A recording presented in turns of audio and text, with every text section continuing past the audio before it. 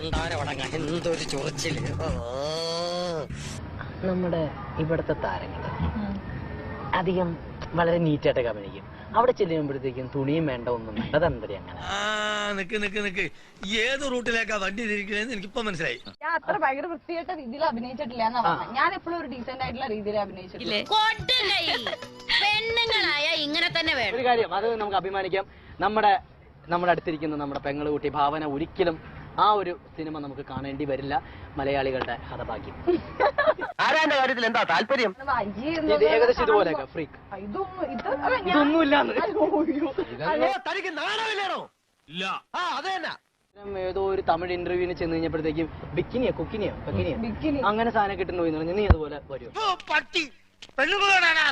തമിഴ് ഇന്റർവ്യൂവിന് ചെന്ന് കഴിഞ്ഞപ്പോഴത്തേക്കും ബിക്കിനിയോ കുക്കിനിയോ അങ്ങനെ സാധനം കിട്ടുന്നു എന്ന് പറഞ്ഞു. നീ അതുപോലെ വരുമോ? ഞങ്ങൾക്ക് അവിടെ വരാനാ.